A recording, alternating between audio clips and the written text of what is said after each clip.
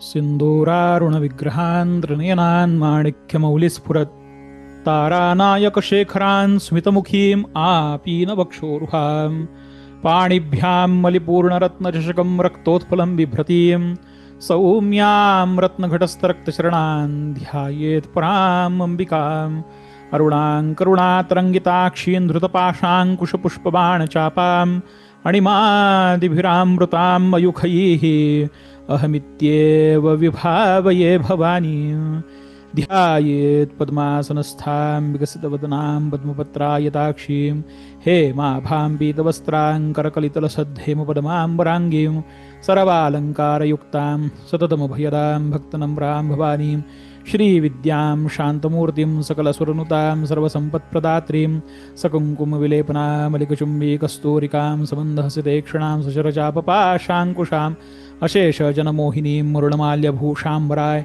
जपाकुसुमभासुराञ्जपविधौ स्मरेदम्बिकाम् ॐ नमश्चण्डिकायै.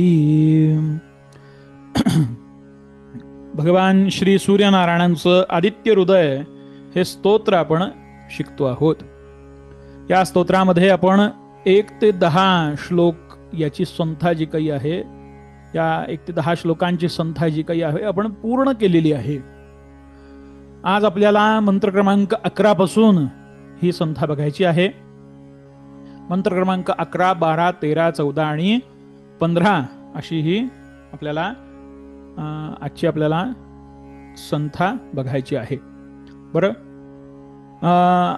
आज मी तुम्हाला असं सांगितलं होतं की जन्मकुंडली ही समोर तुम्ही काढून बसा म्हणून. तर जर काढून बसला असेल तुम्ही जन्मकुंडली, तर आपण अशा पद्धतीने आपण पुढे जाऊया. समजा जर काढली नसेल कोणी जन्मकुंडली, तर आपण हाफ पोर्शन म्हणजे मंत्र क्रमांक 13 नंतर आपण जन्मकुंडलीचा भाग जो काही आहे तो आपण बघूयात. बरं असतो. आपण आधी एक काम करूयात, 11, 12, 13 याची संख्या घेऊयात. तोपर्यंत ज्यांनी काढली नसेल जन्मकुंडली तर त्यांनी ती काढून बसावं. मी जे ग्रुप प्रमुख आहेत आपल्या याचे, तर त्यांनाही मी अशी सूचना करतो की त्यांनी व्हॉट्सअपच्या ग्रुपवरती, म्हणजे ज्यांनी जे नव्याने जॉईन होतील अशांसाठी म्हणून एक सूचना आधीच देऊन ठेवावी की वर्गामध्ये प्रवेश करताना जन्मकुंडली समोर घेऊन बसणे अशा पद्धतीने. बरं, म्हणजे थोडक्यात आपल्याला आज 1-2 दिवस लागतील ही पूर्ण उपासना आपल्याला शिकायला. जन्मकुंडली अनुसारेण आदित्य हृदयाची उपासना शिकण्यासाठी. तर तसे 2 दिवस मला तुमच्याकडनं अपेक्षित आहेत. आपण ते 2 दिवस आपण इथे त्याच्यासाठी म्हणून देऊयात. बरं असतो. जगदंबा. चला आपण पुढे जाऊया. आपला विषय असा चालू होता की मंत्र क्रमांक 11 शब्द काय बघा. हरिदश्वस. पहिला शब्द आहे हरिदश्व. हरिदश्व. हरिदश्व. हरिदश्वच्या समोर विसर्ग आहे. विसर्गाच्या समोर स हे अक्षर आहे, त्यामुळे त्याचा उच्चार होतो हरिदश्वस. हरिदश्वस. हरिदश्वस. हरिदश्वस. हरिदश्वस. पुढे शब्द आहे सहस्रार्ची. का शब्द आहे सहस्रार्ची. का शब्द आहे सहस्रार्ची. सहस्रार्ची. सहस्रार्ची हा शब्द आहे सहस्रार्ची. सहस्रार्ची. बरं, हरिदश्वस. सहस्रार्ची. सहस्रार्चीच्या समोर विसर्ग आहे. विसर्गाचा उच्चार होतो सकारामध्ये, म्हणून हरिदश्वस सहस्रार्चिस. हरिदश्वस सहस्रार्चिस. पुढे शब्द काय आहे सप्त सप्ती. पहिला शब्द आहे सप्त. दुसरा शब्द आहे सप्ती. काय शब्द आहे सप्ती. सप्त सप्ती. सप्त सप्ती. सप्त सप्ती. त्यापुढे सप्तीच्या पुढे अर्धा र घ्यायचा, कारण का मरीची वरती म वरती रफार आहे, त्याचा उच्चार अलीकडे होतो, म्हणून सप्त सप्तीर. सप्त सप्तीर. सप्त सप्तीर. मरीचिमान. मरीचिमान. मरीचिमान. मरीचिमान. मरी री दीर्घ आहे. चिमान. चिमान. चिमान चिमान असा उच्चारतो. मरीचिमान मरीचिमान मरीचिमान मरीचिमान मरीचिमान. काय शब्द होतो?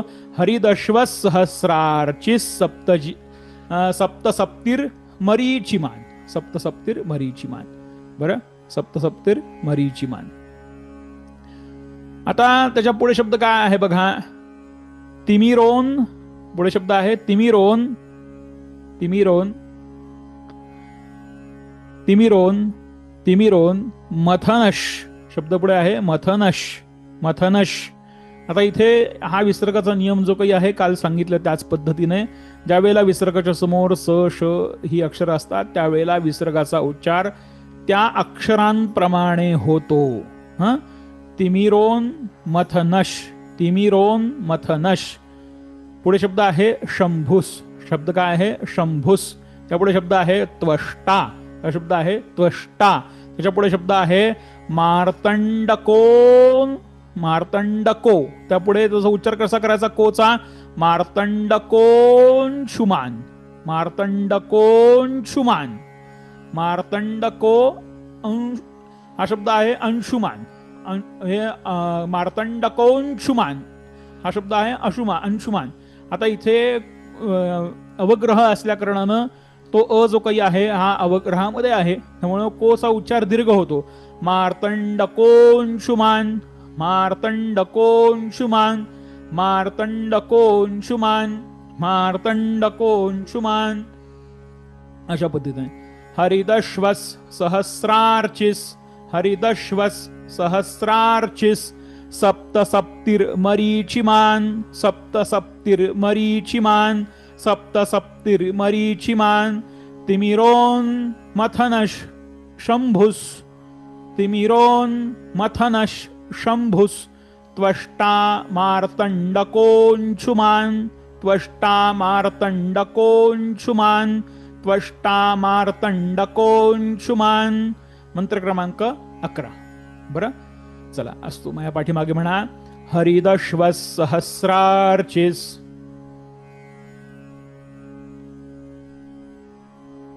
हरिदश्व सहस्रार्चिस हरिदश्व सहस्रार्चिस.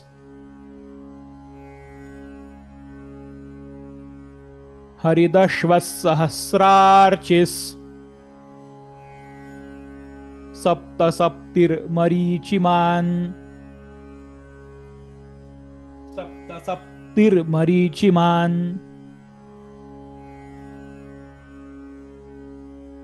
सप्तसप्तिर्मरीचिमान सप्तसप्तिर्मरीचिमान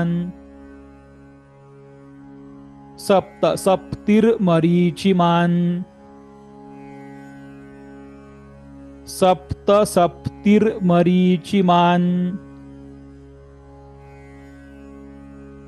सप्तसप्तिर्मरीचिमान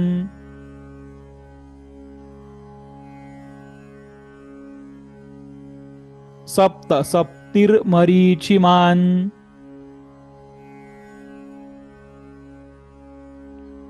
सप्तसप्तिर्मरीचिमान. हरिदश्व सहस्रार्चिस सप्तसप्तिर्मरीचिमान.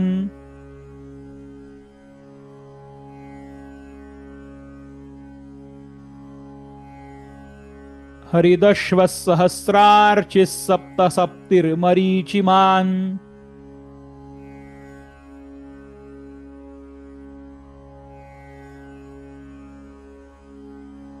हरिदश्व सहस्रार्चिस सप्तसप्तिर्मरीचिमान.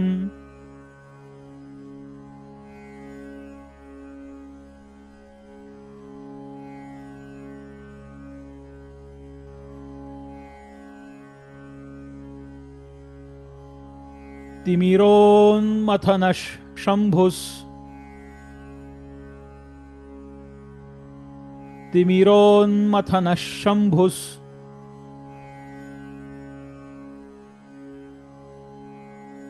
तिमिरोन्मथनश शंभुस तिमिरोन्मथनः शम्भुस् तिमिरोन्मथनः शम्भुस् तिमिरोन्मथनः शम्भुस् त्वष्टामार्तण्डकोऽंशुमान् त्वष्टामार्तण्डकोऽंशुमान् त्वष्टामार्तण्डकोऽंशुमान्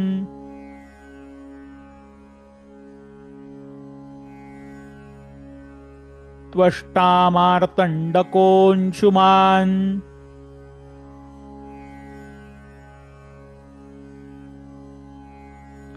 तिमिरोन्मथनः शम्भुस्त्वष्टामार्तण्डकोऽंशुमान्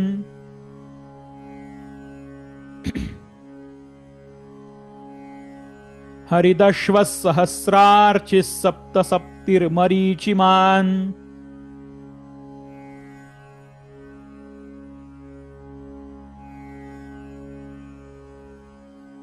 तिमिरोन्मथनः शम्भुस्त्वष्टामार्तण्डकोऽंशुमान्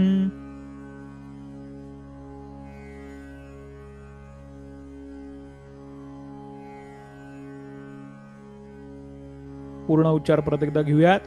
हरिदश्वः सहस्रार्चिः सप्तसप्तिर्मरीचिमान् तिमिरोन्मथनः शम्भुस्त्वष्टामार्तण्डकोऽंशुमान्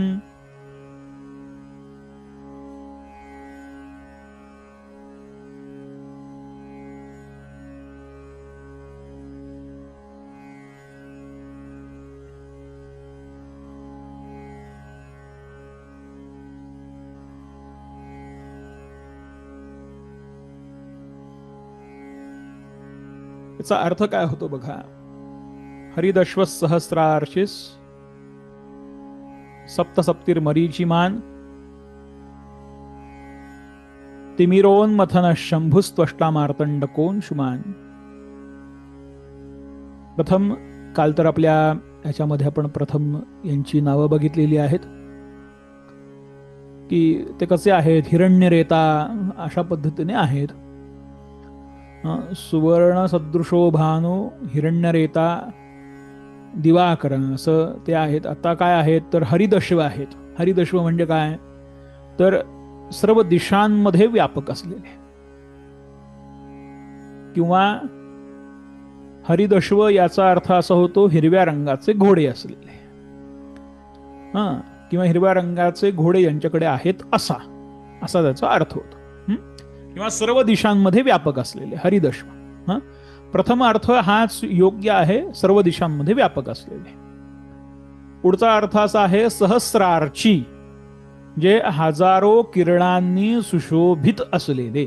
हजारो किरणांनी सुशोभित असलेले हे कोण आहे तर सहस्रार्ची हे हजारो किरणांनी सुशोभित असलेले. हजार नाही, हजारो. मग किती हजारो माहित नाही.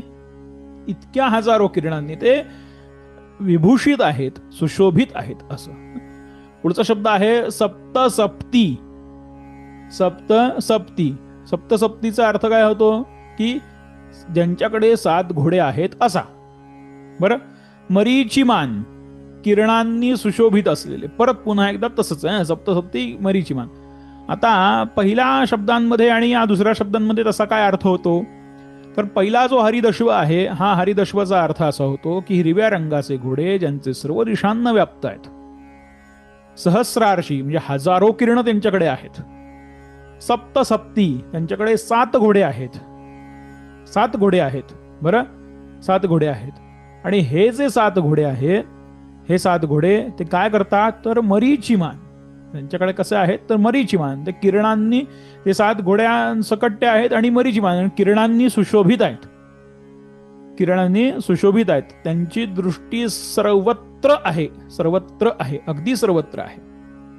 बरं. अशा पद्धतीने त्याचा अर्थ आहे. पुढे शब्द काय आहे तिमिरोन्मथन म्हणजे अंधकाराचा नाश करणारे. शंभू म्हणजे कल्याण करणारे किंवा कल्याणाचं उगमस्थान असलेले. बघा, शंभूचा अर्थ होतो कल्याण करणारे किंवा कल्याणाचं उगमस्थान असलेले. पुढचा शब्द आहे त्वष्टा.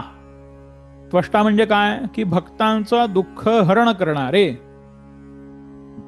किंवा जगताचा संहार करणारे. कसे आहेत ते? मार्तंडक या नावाने प्रसिद्ध आहेत. मार्तंडक याचा अर्थ काय होतो की ब्रह्मांडाला जीवन प्रदान करणारे. ब्रह्मांडाला जीवन प्रदान करणारे म्हणून मार्तंडक. बरं, आणि पुढे अंशुमान हा शब्द आहे. अंशुमान या शब्दाचा अर्थ होतो किरण धारण करणारे. किरण धारण करणारे. किरण धारण करणारे. बरं, असे हे अंशुमान आहेत, किरण धारण करणारे आहेत, असा यांचा अर्थ आहे या श्लोकाचा.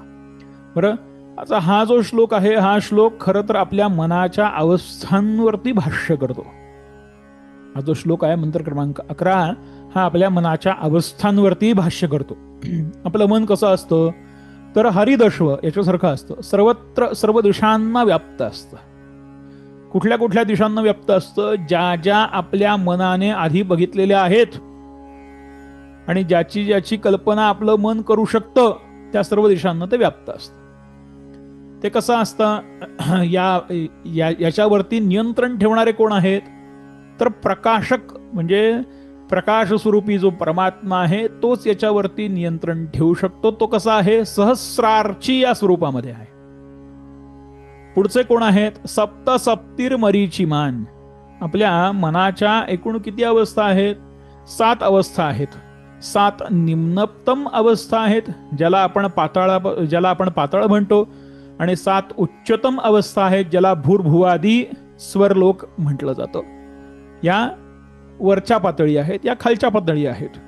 कुठल्या पातळीमध्ये आपलं मन आहे त्याच्यानुसार आपली मरीची ठरते, म्हणजे आपली कीर्ती ठरते, आपला प्रकाशक ठरतो, म्हणजे आपला आभा ठरते की हा माणूस फारच निगेटिव्ह आहे, हा माणूस अत्यंत पॉझिटिव्ह आहे, हा माणूस जरा बरा आहे, हा माणूस कसा आहे जरा असा आहे, हा माणूस जरा तसाच आहे. आपण माणसाचा स्वभाव प्रथम हेरतो की कसा स्वभाव आहे याचा, आणि त्यानुसार आपण सर्व काही गोष्टी त्याच्या घ्यायच्या की नाही, ग्राह्य करायचे की नाही हे आपण ठरवतो. हे कोणामुळे कळतं? सप्तसप्तीमुळे कळतं. हे कोणामुळे कळतं? सप्तसप्तीमुळे कळतं. म्हणून माणसाच्या स्वभावाच्या अवस्था या कोणावरती अवलंबून आहेत? सूर्यनारायणांवरती. त्यामुळे सूर्यनारायणांची उपासना ही कशामध्ये बदल घडवते तर स्वभावामध्ये बदल घडवते. आपल्याला विचारलं होतं ना स्वभावाला औषध, काही नाही म्हणतो आपण, तसं नाहीये. त्यांची उपासना ही स्वभावाला औषध आहे. कारण का जो जो स्वभाव तो तो धर्म. कोणाचं वचन आहे? श्रीमद भागवत महापुराणाचं वचन आहे. जो जो स्वभाव तो तो धर्म. धर्माची व्याख्या ही स्वभावा स्वरूप सांगितलेली आहे श्रीमद भागवत पुराणात. बरं, तर त्यामुळे आपला जो स्वभाव आहे तो आपला धर्म आहे. म्हणजे उदाहरणार्थ जर मला अमुक एखादी गोष्ट शिकायला आवडते तर विद्यार्थी दशा हा माझा धर्म आहे.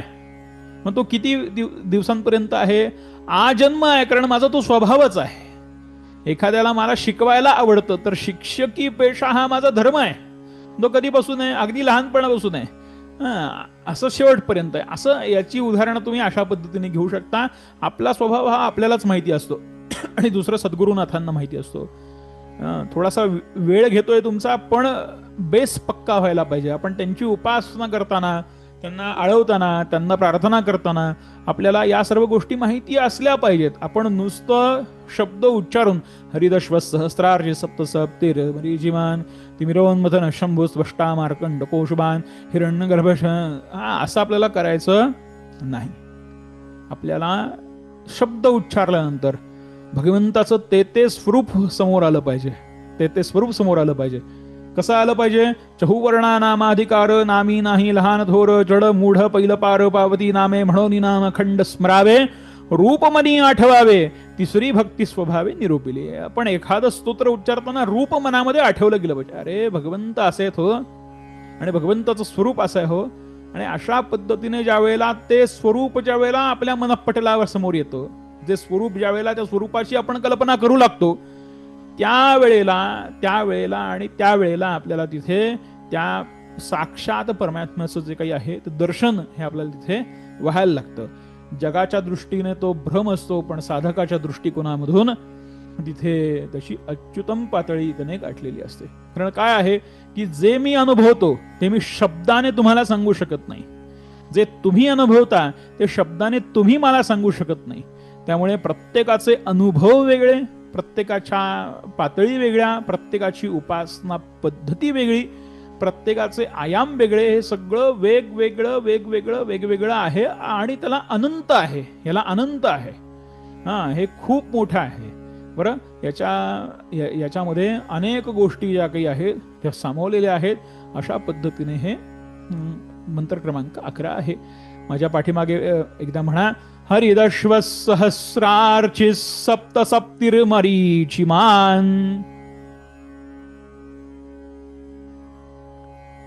तिमिरोन्मथन शंभुस् त्वष्टा मार्कण्डकोऽंशुमान्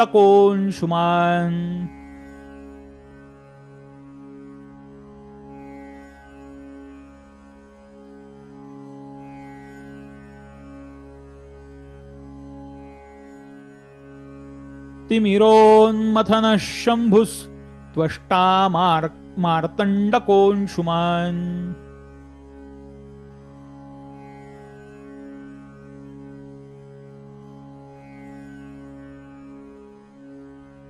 इथे मार्तांडको झालेला आहे, इथे मार्तंडको असंच पाहिजे बरं.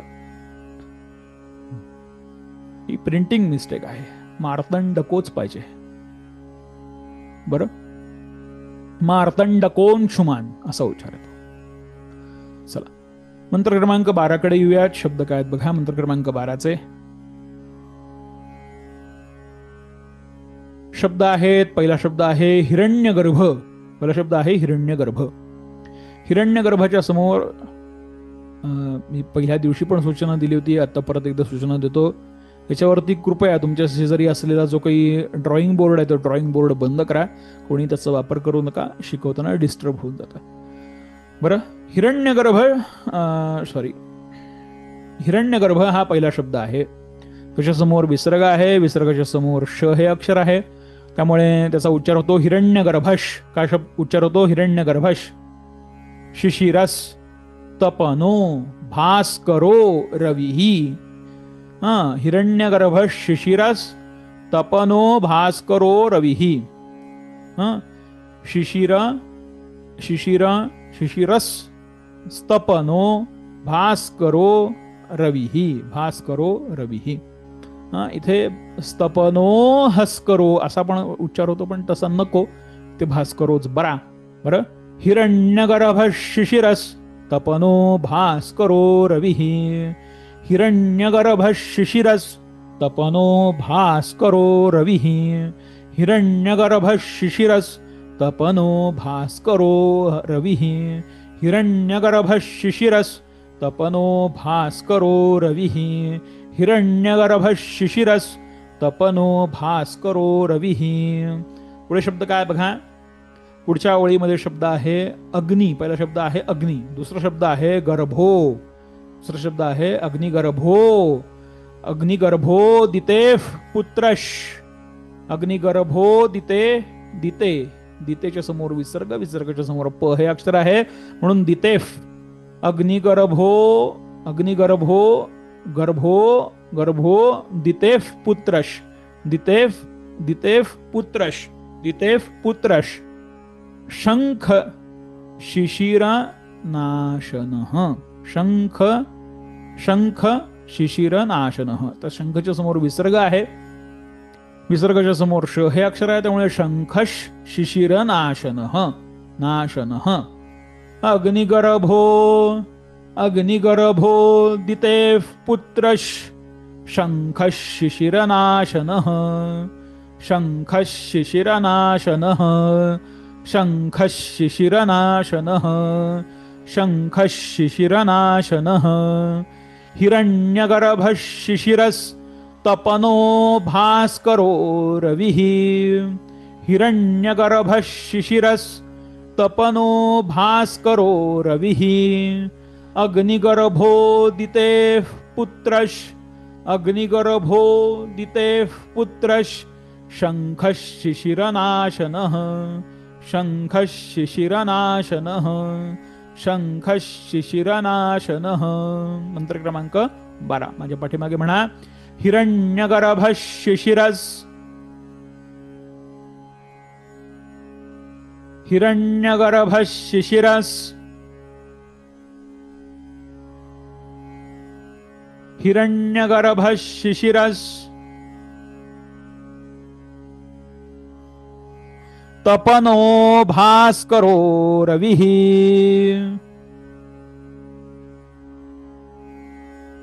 तपनो भास्करो रविः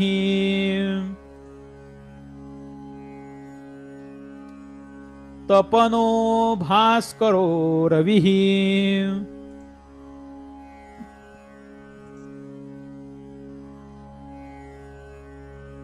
तपनो भास्करो रविः.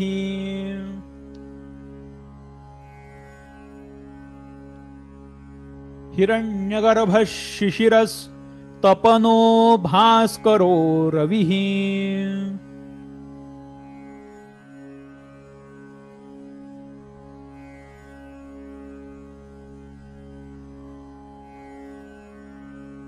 हिरण्यगर्भः शिशिरस् तपनो भास्करो रविः.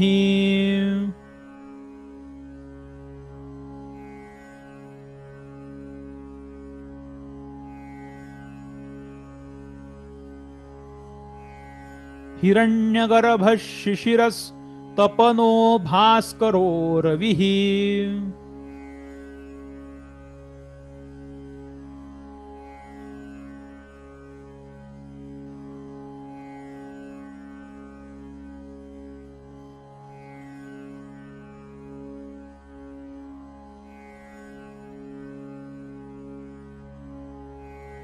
अग्निगर्भोदितेः पुत्रश्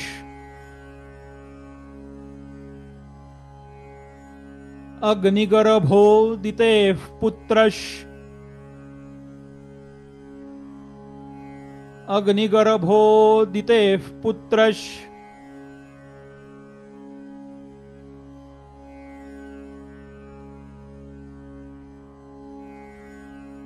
अग्निगर्भोदितेः पुत्रश्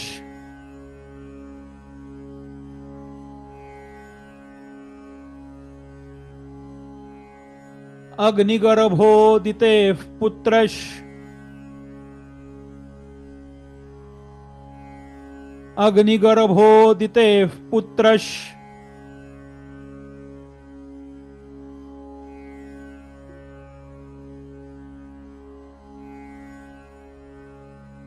अग्निगर्भोदितेः पुत्रश्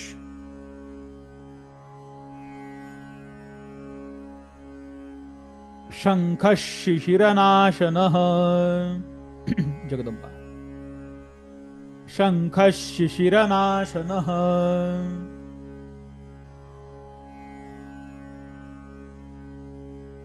शङ्खः शिशिरनाशनः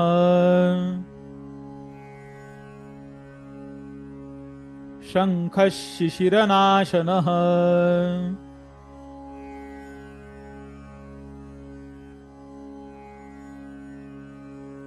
अग्निगर्भोदितेः पुत्रश् शङ्खः शिशिरनाशनः.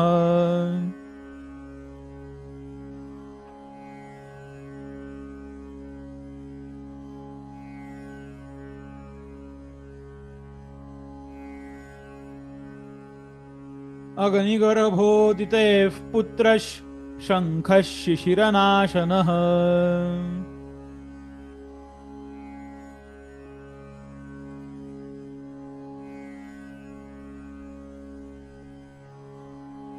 अग्निगर्भोदितेः पुत्रश् शङ्खः शिशिरनाशनः.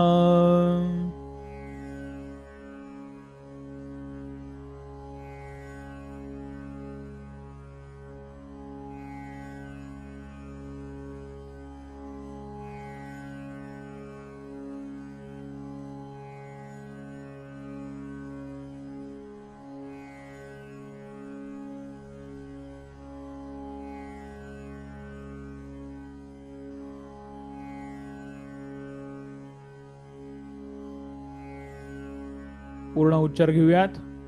हिरण्यगर्भ शिशिरस्तपनो भास्करो रविः अग्निगर्भोदिते पुत्र शंख शिशिरनाशनः.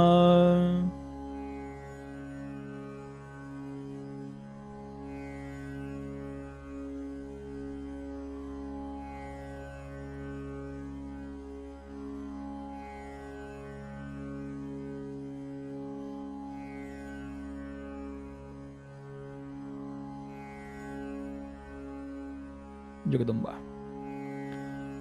शब्दकात हिरण्यगर्भ शिशिरस्तपनो भास्करो रविः अग्निगर्भोदिते पुत्र शंख शिशिर नाशनः. शंख शिशिर नाशनः. चला, मंत्र क्रमांक 12 जो काही आहे त्याचा एकदा पूर्ण उच्चार घेऊयात, मग याचा अर्थ समजून घेऊयात, मग पुढे जाऊयात. हरिः ओम. अग्निगर्भोदिते पुत्र शंख शिशिरनाशनः हिरण्यगर्भ शिशिरस्तपनो भास्करो रविः अग्निगर्भोदिते पुत्र शंख शिशिरनाशनः.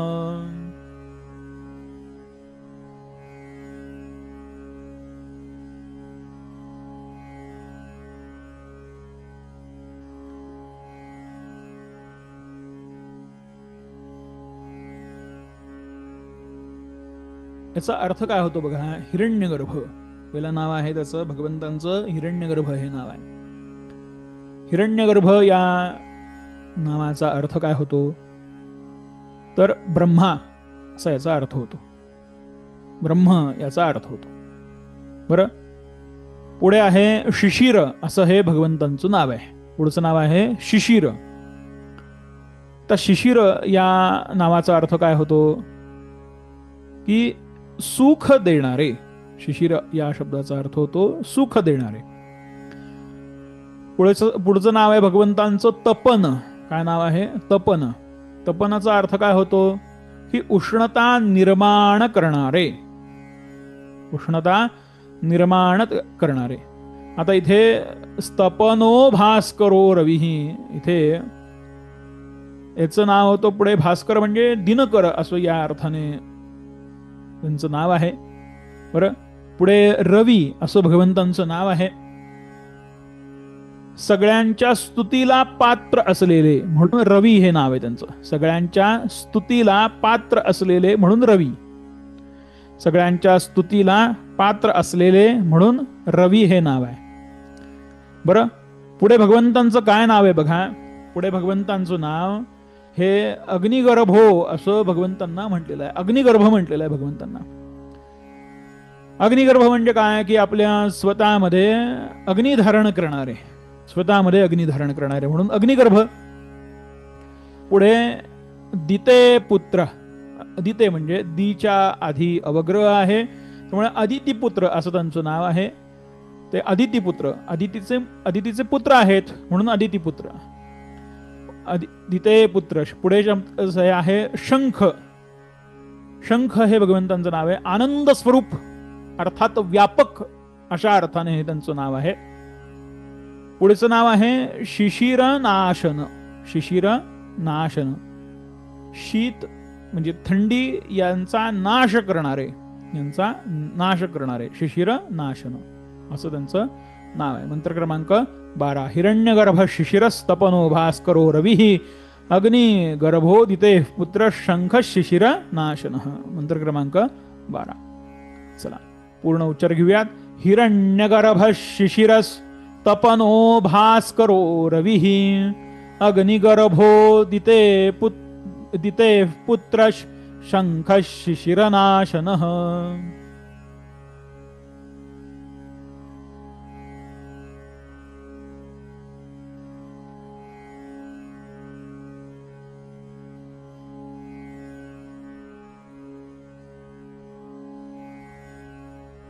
मंत्र क्रमांक 13 कडे येऊयात. शब्द काय बघा. आज आपण प्रॅक्टिस घेऊयात. बरं, थोडंसं आधी जे महत्वाचं आहे ते तुम्हाला सांगून घेतो, मग त्यानंतर आपण प्रॅक्टिस घेऊयात. म्हणजे एकसंध झालेलं. बरं बरं. व्योमनाथस तमोभेदी ऋग्यजुस सामपारगः. सामपारगः. घनवृष्टी रपाम मित्रो विंध्य वीथी प्लवंगम प्लवंगम प्लवंगम असा त्यांचा उच्चार आहे. बरं, शब्द काय आहेत बघा. व्योमनाथस तमोभेदी, व्योमनाथस तमोभेदी, व्योमनाथस तमोभेदी. ऋग यजुस, ऋग यजुस, ऋग यजुस, ऋग यजुस, ऋग यजुस. सामपारगः, सामपारगः, सामपारगः, सामपारगः, सामपारगः. व्योमनाथस्तमोभेदी ऋग्यजुः सामपारगः. घनवृष्टिरपाम मित्रो विंध्यवीथी. इथे पुढे शब्द आहे प्लवंगमः, प्लवंगमः, प्लवंगमः असा हा शब्द आहे. बरं, आता इथे पहिला शब्द आहे व्योमनाथ, थच्या वरती सचा आघात. व्योमनाथस्तमोभेदी ऋग्यजुस्सामपारगः, ऋग्यजुस्सामपारगः. घनवृष्टिरपाम मित्रो, घनवृष्टिरपाम मित्रो विंध्यवीथी प्लवंगमः, विंध्यवीथी प्लवंगमः, विंध्यवीथी प्लवंगमः. मंत्र क्रमांक 13 माझ्या पाठीमागे म्हणा. व्योमनाथस्तमोभेदी ऋग्यजुस्सामपारगः, ऋग्यजुस्सामपारगः. घनवृष्टिरपाम मित्रो,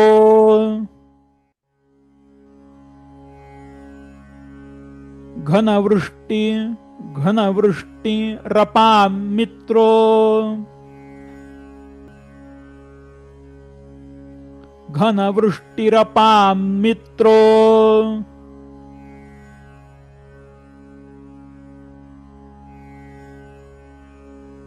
विंध्यवीथी प्लवंगमः,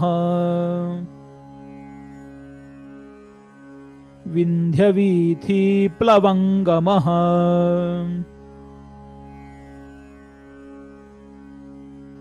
विंध्यवीथी प्लवंगमः.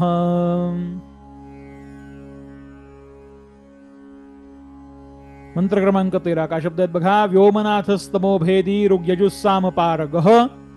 घनवृष्टिरपाम मित्रो विंध्यवीथी प्लवंगमः. मंत्र क्रमांक 13. शब्द काय आहेत. व्योमनाथस्तमोभेदी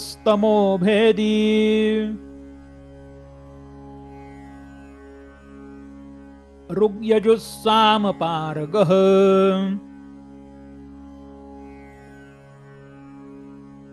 घनवृष्टिरपाम मित्रो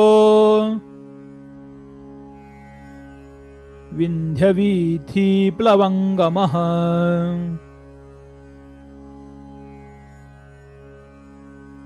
व्योमनाथस्तमोभेदी ऋग्यजुस्सामपारगः.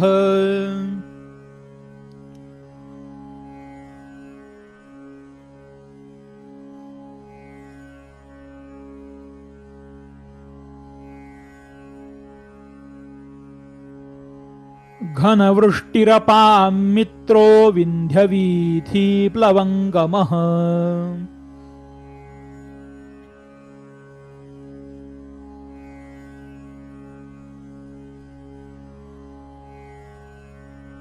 विंध्यवीथी प्लवंगमः. व्योमनाथस्तमोभेदी ऋग्यजुस्सामपारगः.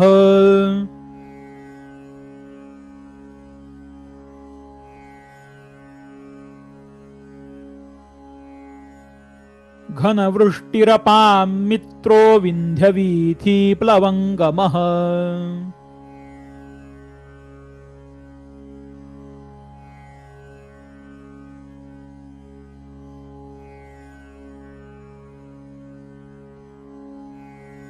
शब्द काय बघा याचे. व्योमनाथस्तमोभेदी ऋग्यजुस्सामपारगः. घनवृष्टिरपाम मित्रो विंध्यवीथी प्लवंगमः. मंत्र क्रमांक 13. आता हा 13वा जो मंत्र आहे, या मंत्राचा जर अर्थ बघितला, व्योमनाथ या शब्दाचा जर अर्थ बघितला, तर व्योमनाथ या शब्दाचा अर्थ होतो आकाशाचे स्वामी असलेला. आकाशाचे स्वामी असलेला. बरं, पुढचा शब्द आहे तमोभेदी, अंधकाराला नष्ट करणारा. तमोभेदीचा अर्थ होतो अंधकाराला नष्ट करणारा. पुढचा शब्द काय आहे? ऋग, यजू आणि साम.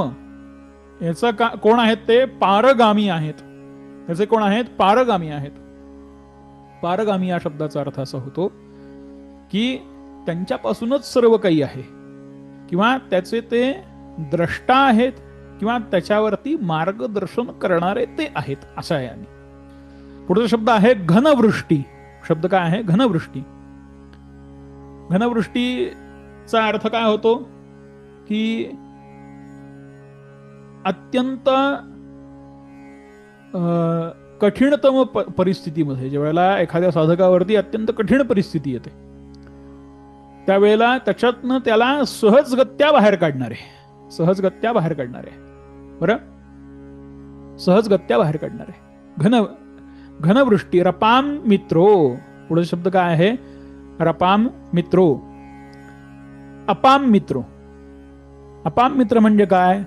की जलाला उत्पन्न करणारे, अशा पद्धतीने. म्हणजे आपण आपल्याकडे बाष्पीभवन ही संकल्पना आहे ना, ही संकल्पना इथे त्यांनी इथे मांडलेली आहे. अपाम मित्रो. विंध्यवीथी प्लवंगमः. विंध्यवीथी प्लवंगमः. आता विंध्यवीथी प्लवंगमचा अर्थ असा होतो आकाशामध्ये तीव्र वेगाने चालणारे. आकाशामध्ये तीव्र वेगाने चालणारे. बरं, याच्या 2-3 कथा प्रसिद्ध आहेत की सूर्य आकाशामध्ये का वेगाने चालतात. तर एक कथा अशी आहे त्यांची की भगवान शिवांचं पाशुपत नावाचं जे अस्त्र आहे, ते अस्त्र त्यांच्या पाठीमागे पडलेलं आहे. तर त्यामुळे त्याला घाबरून त्यांनी जो वेग पकडला, तो वेग आजही कायम आहे. असं त्याच्या पाठीमागची एक गंमतशीर थोडीशी काय म्हणतात त्याला कथा आहे. त्या कथेतनं अनेक बारकावे बघायला मिळतात. पण त्यांचा वेग किती आहे? तर आपल्याकडे सूर्यनारायणांचं एक अष्टक लिहिलेलं आहे, प्रसिद्ध अष्टक आहे. जयाच्या रथा चक्रची एक पाहे, नसे भूमी आकाश आधार काही, असे सारथी पांगुळा ज्या रथाशी, नमस्कार त्या सूर्यनारायणाशी. असं हे सूर्यनारायणांचं हे प्रसिद्ध अष्टक आहे. या प्रसिद्ध अष्टकामध्ये त्यांच्या वेगाची कल्पना केलेली आहे. सहस्रे द्वये 200 आणि 2 क्रमी योजने जो निमिषार्थतेन, मना कल्पनेना जयाच्या त्वरेसी, नमस्कार त्या सूर्य नारायणासी. निमिषामध्ये किती अंतर कापतात ते? सहस्रे द्वये. हे सहस्र म्हणजे 1000, याचे द्वय म्हणजे 2000. सहस्रे द्वये 200 आणि 2 जे 2202. क्रमी योजने जो निमिषार्थतेनं. एक योजन म्हणजे साधारणतः 1300 असं काहीतरी मानलं जातं. 1300 किंवा 1200 1250 अशा अर्थाने ते किलोमीटरमध्ये अंदाज असतो. असं काहीतरी तो अंदाज आहे. नाही, 13 किलोमीटर, सॉरी 13 किलोमीटर का 12 किलोमीटर असा काहीतरी तो अंदाज आहे.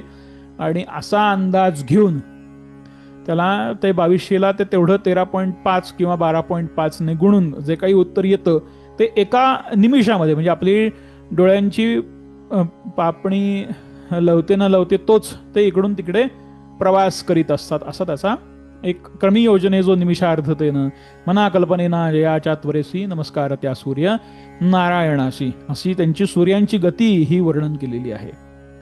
आता 2 श्लोक आहेत आपल्याकडे आत्ता आपण बघितले ते. एक म्हणजे मंत्र क्रमांक 12 आणि मंत्र क्रमांक 13 यांचा एकत्रित अर्थ आपल्याला बघता येतो. म्हणजे हिरण्यगर्भ शिशिरस्तपनो भास्करो रविः अग्निगर्भोदिते पुत्र शंख शिशिर नाशनः व्योमनाथस्तमोभेदी योग्यजुस्साम पारकः घनवृष्टिरपाम मित्रो विंध्यवीथी प्लवंगमः. याचे अर्थ काय आहेत बघा. आता हिरण्यगर्भ म्हणजे जो ब्रह्मस्वरूप आहे, म्हणजे आपला शरीरामध्ये स्थित असलेली जी कुंडलिनी नावाची शक्ती आहे, ती ज्या वेळेला त्या परब्रह्माशी एकरूप होते त्यावेळेला त्या हिरण्यगर्भाचा अर्थ काय नेमका हे आपल्याला जाणवू शकतं, किंवा तिथे ते जाणता येतं. म्हणून ते हिरण्यगर्भ तिथे असलेल्या त्या शक्तीशी एकरूप झाल्यानंतर ते पुढे कसे आहेत? शिशिर या स्वरूपामध्ये आहेत. म्हणजे कसे आहेत? आल्हाददायक आहेत. तिथे एकदा ती गोष्ट हे झाली की तिथून ते कसे होतात तर शिशिर म्हणजे सुख देणारे, सुख प्रदान होतं साधकाला, तिथे सुख प्रदान होतं. मग तिथून पुढे कसं होतं ते भास्कर या स्वरूपामध्ये, दिनकर म्हणजे दोन गोष्टी समान पातळीमध्ये, म्हणजे दिवस आणि रात्र हे विभागणारे, समान पातळीमध्ये सर्व गोष्टी ठेवणारे, म्हणून ते भास्कर स्वरूपामध्ये जातात.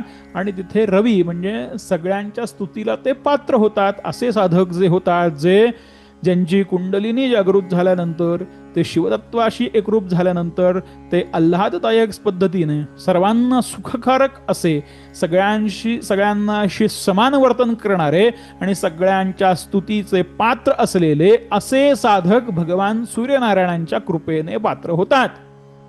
त्यावेळेला हेच सूर्यनारायणांचे जे साधक आहेत किंवा सूर्य उपासनेपासून प्रेरित झालेले हे जे साधक आहेत, हे साधक कसे असतात तर अग्निगर्भोदिते पुत्रश, म्हणजे प्रकाशाचे ते पुत्र म्हणवले जातात आणि स्वतःच्या गर्भामध्ये अग्नी धारण करतात. गर्भ म्हणजे काय हो, स्वतःच्या अंतरंगामध्ये अग्नी धारण करतात. याचा अर्थ काय होतं, काय करतात की सर्वांना शुद्धता प्रदान करतात. असे साधक काय करतात, सर्वांना शुद्धता प्रदान करतात.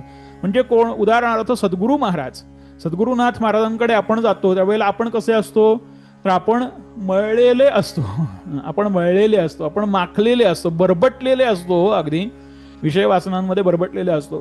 त्यावेळेला त्यांच्याकडे ज्या वेळेला आपण जातो त्यावेळेला ते आपल्याला ज्या पद्धतीने शुद्ध करतात, ते शुद्ध करण्याची जी पद्धत आहे ती अग्निगर्भ पद्धत म्हणतात त्याला. की त्यांच्या उदरामध्ये अशा पद्धतीने अग्नी त्यांनी स्थापन केलं. अग्नीचं कर्म काय आहे, शुद्ध करणे. त्यामुळे ते आपल्याला अशा पद्धतीने अनुग्रह देतात. एकदा तुम्हाला एक छोटासा अनुभव सांगतो. हे अनुग्रहाच्या पद्धतीवरून अनुभव काय आहे तो. कुर्तकोटी नावाचं एक ठिकाण आहे, कर्नाटक आंध्रमध्ये कुठेतरी असावं, बहुतेक कर्नाटकामध्ये आहे. तर त्या कर्नाटकाच्या कुर्तकोटी ठिकाणावरती श्री गोंदवलेकर महाराज आणि त्यांचे परम शिष्य असलेले श्री ब्रह्मानंद महाराज हे महाराजांचे अजून एक पट्ट शिष्य होते, श्रीमद महाभागवत कुर्तकोटी, डॉक्टर कुर्तकोटी यांच्या घरी महाराज गेले होते. त्यावेळेला त्यांच्या वडिलांना, कुर्तकोटींच्या वडिलांना ब्रह्मानंद महाराजांनी अशी विनंती केली की महाराज प्रत्यक्ष तुमच्या घरी आलेले आहेत, तर तुम्ही आता त्यांच्याकडनं अनुग्रह घ्या. तर त्यावेळेला त्यांनी असा प्रश्न विचारला की यांच्याकडनं अनुग्रह घेऊन मला फायदा काय होईल. तर त्यावेळेला ब्रह्मानंद महाराजांनी जे दिलेलं उत्तर आहे ते उत्तर असं होतं की ज्या वेळेला साधकाच्या अनुग्रहाचा विषय सद्गुरू हाती घेतात आणि ज्या वेळेला त्याला अनुग्रह देण्यासाठी म्हणून त्याच्या मस्तकी हात ठेवतात, त्यावेळेला ते त्याच्या मोक्षाचा संकल्प तिथे सोडतात. ते त्यावेळेला त्यांच्या मोक्षाचा संकल्प तिथे सोडतात आणि मोक्षाचा संकल्प ज्या वेळेला ते तिथे सोडतात त्यावेळेला त्याच क्षणी जन्मोजन्मींचं त्यांचं नातं हे त्याच्याशी पक्क होऊन जातं. मग तिथे शरीर का बदलेना, तिथे स्वरूप का बदलेना. मागच्या जन्मी कदाचित दत्तगुरूंनी मला अनुग्रह प्रदान केला असेल तर या जन्मी त्यांच्याच स्वरूपामध्ये असलेल्या कोणत्या तरी एका सत्पुरुषांनी माझा हात धरायला यावं आणि त्यांनी माझा उद्धार करून जावं. ही जी अवस्था आहे या अवस्थेला अग्निगर्भो अवस्था म्हणतात, असं माझं मत नाहीये, असं ब्रह्मानंद महाराजांचं मत आहे. ते प्रत्यक्ष अग्निगर्भ आहेत. अग्निगर्भ तुमच्या घरी आज प्रगट झालेले आहेत, तुम्ही त्यांच्याकडून अनुग्रह घ्या अशी कळकळीची प्रार्थना हे ब्रह्मानंद महाराजांनी डॉक्टर कुर्तकोटींच्या वडिलांना केली होती. आणि म्हणून त्यांना अग्निगर्भ म्हणतात की शुद्ध करणारे अशा अर्थाने. दिते पुत्र, प्रकाशाचे पुत्र. हे जेव्हा साधक ज्या वेळेला सिद्ध होतो त्यावेळेला तो प्रकाशाचा पुत्र होतो. तो त्याच्या आई वडिलांचा पुत्र उरत नाही बरं, तो प्रकाशाचा पुत्र होतो. आणि शंख म्हणजे कसं, सर्व व्यापक अवस्था त्याच्या अंतरंगामध्ये येते. आणि शिशिरनाशनः म्हणजे जिथे जिथे तम आहे, म्हणजे जिथे जिथे निगेटिव्हिटी असते. तुम्ही जर कधी कोणत्या घरामध्ये गेलात आणि तुमच्या त्या घरामध्ये जर आपसूक म्हणजे जर बाहेर खिडकीतून ऊन वारा व्यवस्थित आतमध्ये येत आहे आणि असे येत असताना सुद्धा, घरामध्ये ऊन येत असताना सुद्धा ते घर जर अतिप्रमाणात जर थंड लागत असेल तर तिथे निगेटिव्हिटीचा वावर हा खूप मोठ्या प्रमाणामध्ये असतो. जिथे जिथे मी तुम्हाला फक्त ओळखण्यासाठी म्हणून सांगितलं, असं काही कोणाकडे जाऊन आपण असं म्हणण्याचा काय अर्थ नाही, फक्त आपल्यासाठी म्हणून आपण लक्षात ठेवावं. बरं, अशा ठिकाणी गेल्यानंतर ज्या ठिकाणी आपसूक खूप थंडावा जाणवतो, उगाच खूप थंडावा जाणवतो. जिथे म्हणजे तो थंडावा निर्माण होण्याची काही गरज नाही आहे अशी अवस्था आहे. ऊन वारा आतमध्ये व्यवस्थित आतमध्ये येतो आहे, तरी पण घर जर थंड पडत असेल तर अशा ठिकाणी हे काय असतं की निगेटिव्हिटी मोठ्या प्रमाणामध्ये असते. अशा ठिकाणी ते कसे असतात तर शिशिरनाशन. हे निगेटिव्हिटी असल्यानंतर त्या ठिकाणी थंडपणा येतो. थंडपणा म्हणजे थोडक्यात त्याचा निगेटिव्हिटी, अशा अर्थाने तो शब्द आहे, अशा अर्थानेच तो शब्द घ्या. आणि तिथे ती निगेटिव्हिटी प्राप्त झाल्यानंतर त्यांना त्याचा नाश करण्यासाठी म्हणून, त्यांचा नाश करण्यासाठी म्हणून सद्गुरुनाथांचं स्वरूप हे शिशिरनाशन या स्वरूपामध्ये असतं. मग ते पुढेच व्योमनाथ स्वरूपामध्ये येतात. व्योमनाथ याचा शब्दाचा अर्थ होतो की अंधकाराला नष्ट करणारे. ऋग यजु साम हे त्यांच्या अंतरंगामध्येच असतात. वेगळं ज्ञान त्यांना बाहेरून कुठून घ्यायची आवश्यकता लागतच नाही, आणि तेच सगळं काही करतात. प्रत्येक साधकाला संकटात्मक तेच बाहेर काढतात. आणि ते कसे असतात तर जल निर्माण करणारे असतात. जलामध्ये काय असतो तर भाव असतो. ते साधकाच्या अंतरंगामध्ये भाव प्रदान करतात. भावप्रधानता ही तुम्हाला स्वतःहून आणता येत नाही, हे लक्षात ठेवा.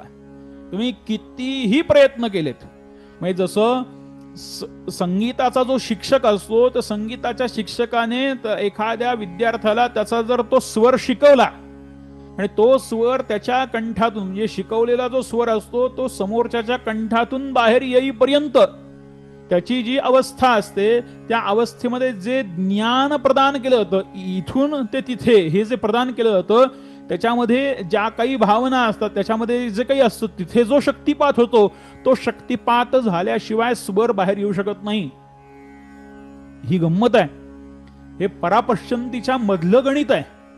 म्हणजे परेच्या पुढे पश्चंतीच्या खाली अशा पद्धतीने स्वर हा स्थिर असतो. हो, त्याच्यामुळे स्वर ज्या वेळेला बाहेर येतो ना, ज्या वेळेला म्हणजे मोठ्या मोठ्या गायकांची ही वाक्य आहेत. मी एकदा दीनानाथ मंगेशकरांची मुलाखत मला वाचायला मिळाली होती. त्याच्यामध्ये त्यांचं वाक्य फार सुंदर वाक्य. त्यांनी असं म्हटलेलं आहे की ज्या वेळेला गळ्यातून शुद्ध सा लागतो त्यावेळेला समोर प्रत्यक्ष भगवंत दिसू लागतो. समोर प्रत्यक्ष भगवंत दिसू लागतो. ही अवस्था आहे स्वराची. आणि ही जी अवस्था आहे, ही अवस्था या जलतत्व उत्पन्न करणाऱ्या मित्र नावाच्या या सूर्याची आहे. हा सूर्य सद्गुरु स्वरूप आहे. हा सूर्य सद्गुरु स्वरूप आहे. म्हणून सूर्य उपासना आपल्याकडे तीव्रतेने सांगितलेली आहे.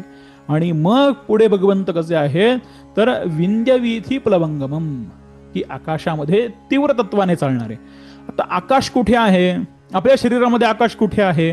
जिथे जिथे पोकळी आहे तिथे तिथे आकाश आहे. मग शरीर आतून तर पोकळ आहे, मग ते आकाश म्हणावं का? हो, तेही आकाश म्हणा, पण शरीराचं आकाश जे काही आहे हे बाह्य तत्वावरती दिसून येतं. शरीराचं आकाश कुठे आहे? त्वचा जी काही आहे ना आपल्या शरीराची, या त्वचेवरती हे सूर्यनारायण, या सूर्यनारायणांचं वास्तव्य असतं. लक्षात ठेवा. ते कसं येतं आणि आपल्याला कुठे ते अनुभवता येतं? ज्या वेळेला आपल्या शरीरावरती रोमांच उभे राहतात. आणि रोमांच उभे राहिल्यानंतर ते जसे ज्या तत्वाने येतात आणि ज्या तत्वाने ते जातात, त्या तत्वाला त्यांचं तीव्रतेने संचलन असं म्हणतात. त्या तत्वाचं तीव्रतेने संचलन म्हणतात, कारण ते भाव देण्याचं काम हे त्यांच्याकडेच आहे.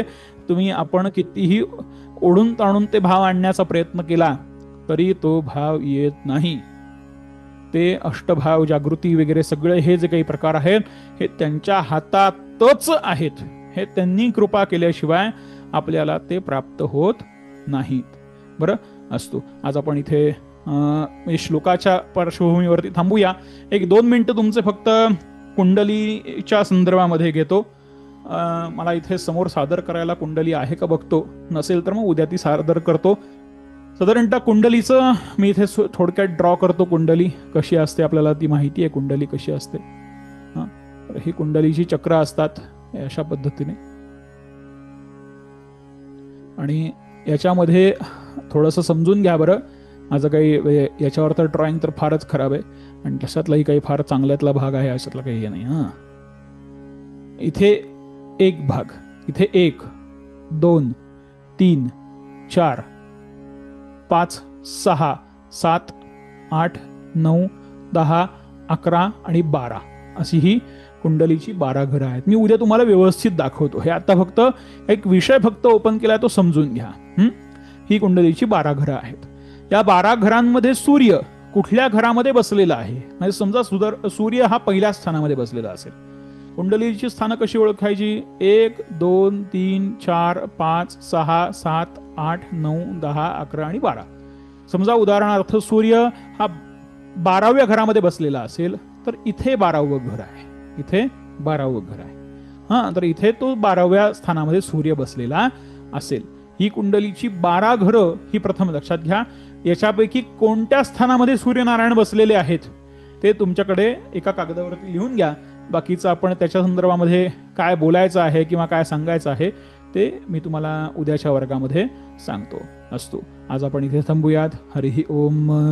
अंबे एक करी उदासन करी, भक्तासी हाती धरी, विघ्ने दूर करी, स्वधर्म उदरी, दारिद्र्य माझे हरी, चित्ती मूर्तीपरी वराभय करी, ध्यातो तुला अंतरी, वाचा शुद्ध करी, विलंबन करी, पावे त्वरे सुंदरी.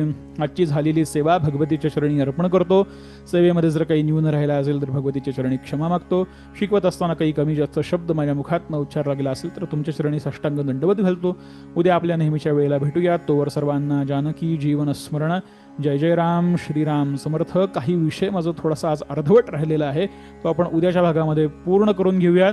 म्हणजे मी उद्या खरं एकतर सुट्टी देणार होतो, पण उद्या सुट्टी देणार नाहीये. उद्या आपण वर्ग घेऊयात आणि हा कुंडलीचा जो काही विषय आहे हा विषय उद्याच्या भागामध्ये आपण पूर्ण करून घेऊयात, उद्या आणि परवा. बरं असतो. आज मला वाटलं होतं की आज होईल, पण ते शक्य नाहीये. असतो. उद्या भेटूयात.